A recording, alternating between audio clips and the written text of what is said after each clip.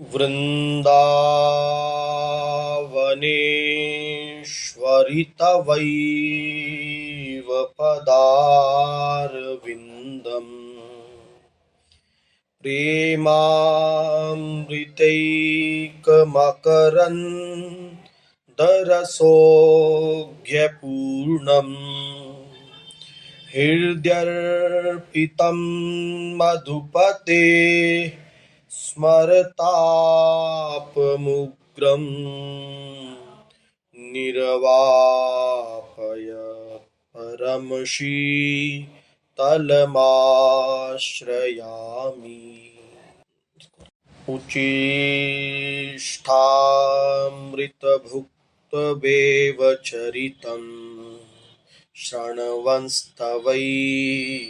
स्मरन् पादाम्भोजरजस्तवैव विचरन् कुञ्जास्तवैवालयान् गायन् दिव्यगुणास्तवैव रसदे पश्यंस्तवैवाकृतिम् श्रीराधे तनुवाङ्मनोभिरमले सोऽहं तवैवाश्रितम्। आश्लिष्यवापादरतां फनिष्कुमां दर्शनान् मर्महतां करोतु वा यथा तथा वविद्धा तुलं पटो मत्प्राणनाथस्तु स एव नापरः। थोड़ी देर श्री नाम संकीर्तन करेंगे, तत्पश्चात विषय प्रारंभ किया जाएगा। जय जय राधा वल्लभ श्री हरिवंश, जय जय श्री सेवक रसिकन अवतंश, जय जय राधा वल्लभ श्री हरिवंश, जय जय श्री सेवक रसिकन अवतंश, जय जय राधा वल्लभ श्री हरिवंश, जय जय श्री सेवक रसिकन अवतंश, जय जय राधा वल्लभ श्री हरिवंश, जय जय श्री सेवक रसिकन अवतंश, जय जय राधा वल्लभ श्री हरिवंश, जय जय श्री सेवक रसिकन अवतंश, जय जय राधा वल्लभ श्री हरिवंश, जय जय श्री सेवक रसिकन अवतंश। जय जय श्री हित हरिवंश महाप्रभु की जय। भक्ति छत्र जेहि सिर फिरै ताको राज प्रमाण। इसकी व्याख्या करते हुए भजन क्रिया पर विचार हो रहा है।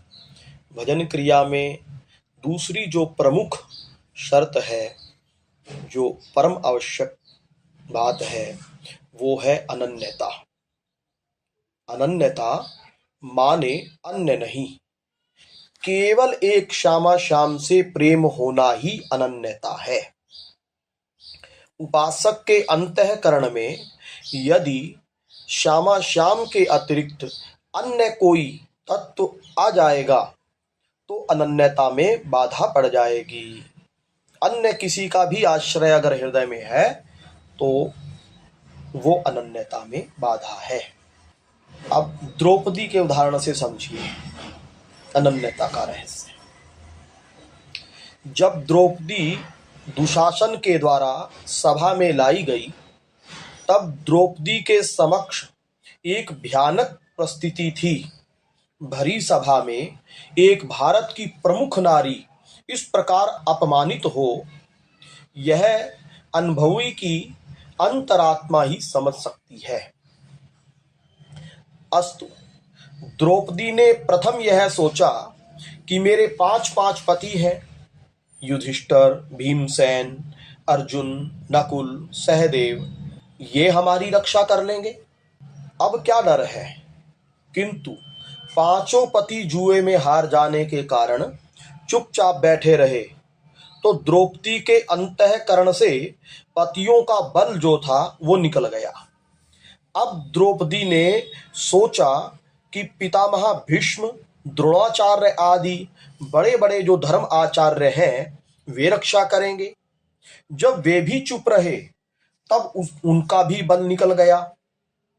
अब द्रौपदी के अंतःकरण में समस्त विश्व का बल निकल गया, किंतु अपना बल रह गया। मैं स्वयं अपनी रक्षा करूंगी।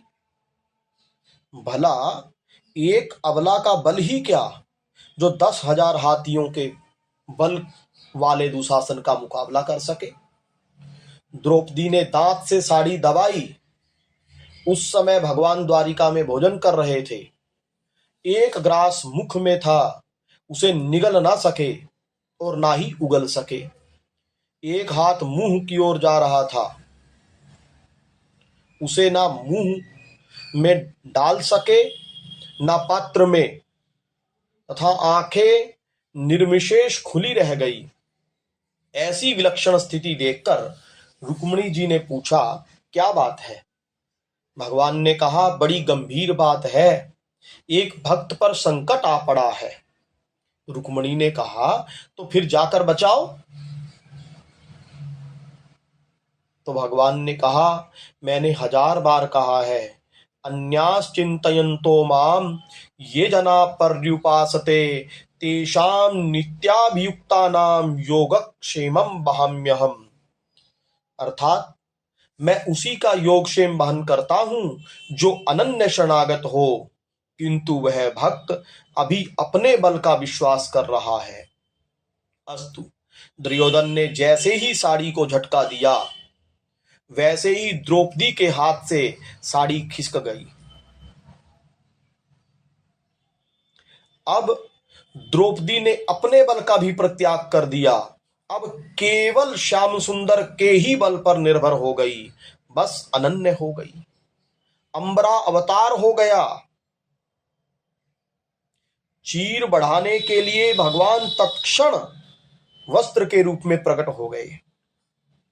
भावार्थ यह है कि उपासना में अनन्यता की प्रमुख आवश्यकता है, जिस पर लोगों का विशेष दृष्टिकोण नहीं रहता।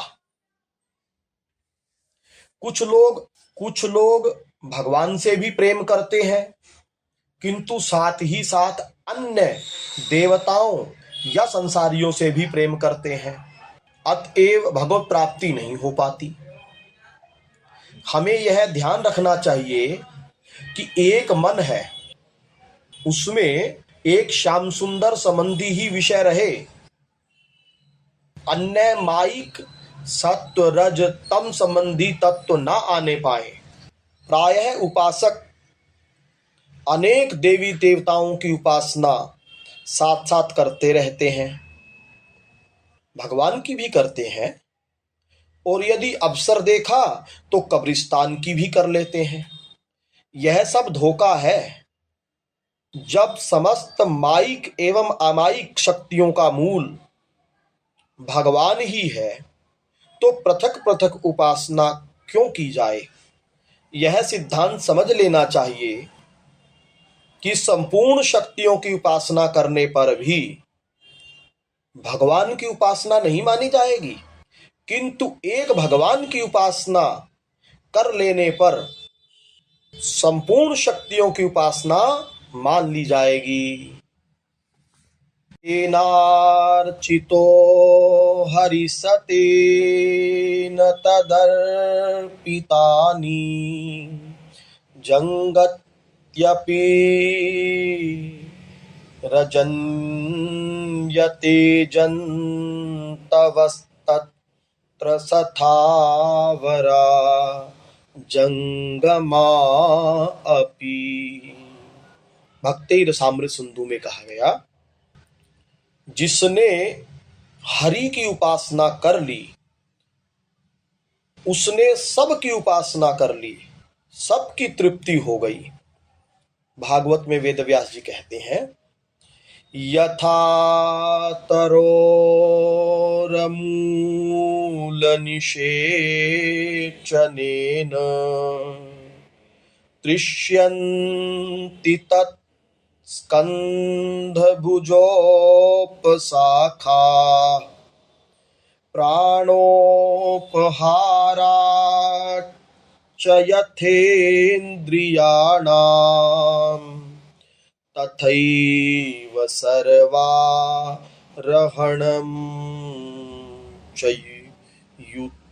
चयुतेच्छया।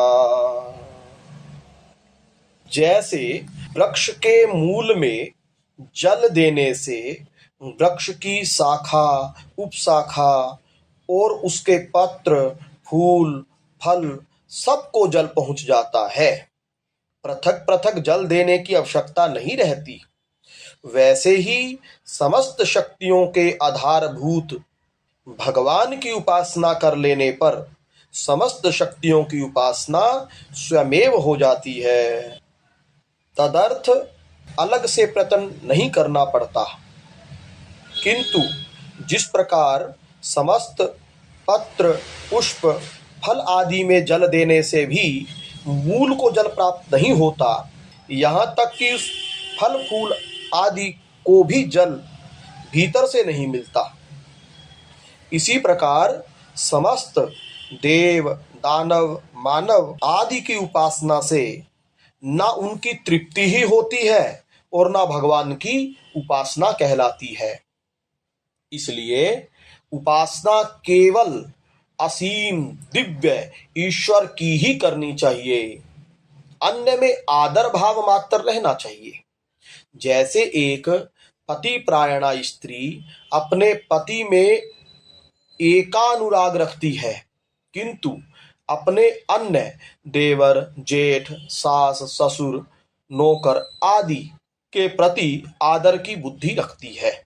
भगवान ने गीता में स्पष्ट कहा है, यो यो याम याम तनुम भक्तः श्रद्धार्चितुमिच्छति तस्या तस्याचलां श्रद्धां तामेव विद्धाम्यहम्। जो भक्त जिस जिस शक्ति की उपासना करेगा उसकी ही उपासना के अनुसार उसको अपने उपास्य की ही शक्ति प्राप्त होगी। गीता में फिर कहा गया, यान्ति देवव्रता देवान् पितरन् यान्ति पितृव्रता भूतानि यान्ति भूतेज्या यान्ति मद्याजिनोऽपि माम्। देवताओं के उपासक देवताओं को प्राप्त होते हैं, पितरों के उपासक पितरों को प्राप्त होते हैं, अन्य मानव आदि के उपासक उन मानवों को प्राप्त होते हैं, एवं जो केवल मेरी उपासना करते हैं वे मुझको प्राप्त होते हैं। इससे अधिक स्पष्टीकरण क्या हो सकता है। इसलिए मामेव ये प्रपद्यन्ते मायामेतां तरन्ति ते, जो मेरे ही शरणागत होता है उसी की माया निवृत्ति होती है। फिर गीता के 18वें अध्याय के 62वें श्लोक में कह रहे हैं भगवान, त्वमेव शरणं गच्छ सर्वभावेन भारत तत्प्रसादात् परां शान्तिं स्थानं प्राप्स्यसि शाश्वतम्। फिर 18वें अध्याय के 66वें श्लोक में कह रहे हैं, सर्वधर्मान परित्यज्य माम एकम शरणम व्रज अहम त्वाम सर्व पापेभ्यो मोक्षयिष्यामि मा शुचः।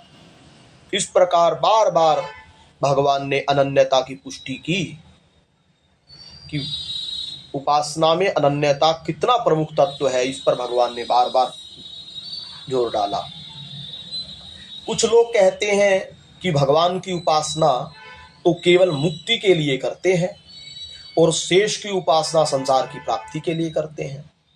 तब तो इसका अभिप्राय यही हुआ कि संसार की प्राप्ति की कामना अभी अंतःकरण में है, और यदि ऐसा है तब भक्ति के प्रथम लक्षण अर्थात मोक्ष पर्यंत की कामनाओं से रहित होना, इसी से हम रहित हैं अभी। साथ ही यह भी सिद्ध हो जाएगा कि अभी हमने यही नहीं समझा कि आनंद ईश्वर में है या संसार में। और यदि यह भी मान लिया जाए कि कुछ आनंद जगत में भी है तो भी ईश्वर ही जगत का स्वामी है, तो केवल उसी की उपासना क्यों ना की जाए, जगत तो स्वयं मिल जाएगा। किंतु कुछ भोले लोग अपनी अनादिकालीन वासनाओं को छिपाने के लिए ही उपयुक्त दलीलें दिया करते हैं। इसलिए उपासना में कामना का परित्याग पहली शर्त है एवं भगवान की अनन्य उपासना दूसरी शर्त है। अनन्य उपासना ही करनी चाहिए। नारद भक्ति सूत्र में नारद जी कह रहे हैं, अन्य आश्रणाम त्यागो अनन्यता। अन्य आश्रयों का त्याग ही अनन्यता है। अन्य जितने भी आश्रय हैं उनको मन से हटाना होगा। किसी किसी को धन का आश्रय होता है, वो सोचते हैं जो चाहेंगे रुपयों से हो जाएगा। एक 10 वर्ष का लड़का था, वह चांदी की थाली में गंगा जी की पूजा सामग्री लेकर पूजा करने गया। पूजा करके उसने थाली भी गंगा जी में फेंक दी। साथ में जो नौकर गया था वह बोला, बाबू आपने थाली फेंक दी, मुझ पर डांट पड़ेगी। बालक ने गर्व से कहा, तुम समझते क्या हो, मैं ऐसी 10 थालियां मंगा दूंगा। यह बालक का धन मद है। धन मद से मत लोगों को ये भ्रम रहता है कि हम धन के द्वारा संतों को अथवा ईश्वर को भी खरीद सकते हैं। ये धन का आश्रय है। एक बार एक संत अमेरिका गए। वहां उनसे एक विद्वान ने पूछा कि तुम्हारे देश की विशेषता क्या है। उन्होंने कहा कि हमारे देश में एक ऐसे प्रकार के लोग रहते हैं जिन्हें धन से नहीं खरीदा जा सकता। कांग्रेस के सुप्रतिष्ठित विद्वान श्रीमन नारायण अग्रवाल अमेरिका गए। वहां उन्हें एक मनुष्याकार यंत्र दिखाया गया जो मनुष्य के समान बहुत सी बातें कर लेता था। यंत्र दिखलाने वाले ने पूछा, आप इस यंत्र को देखकर हमारे देश के संबंध में क्या राय बनाएंगे? तो श्रीमन नारायण जी ने कहा, आपके देश में ऐसा यंत्र है इसलिए यह देश महान है, ऐसा तो मैं नहीं मानता, किंतु इस देश में ऐसा यंत्र बनाने वाला मस्तिष्क है, इसलिए मैं इस देश का सम्मान करता हूं। यंत्र, धन, भवन, वस्त्र ये बड़े नहीं है, बड़ा है इसका निर्माता और इसका उपयोग करने वाला। ये सब तो जड़ है, अतः इनका आश्रय लेना जड़ का आश्रय लेना है। भक्त इनका आश्रय नहीं लेता, साधक को इनका आश्रय नहीं लेना चाहिए।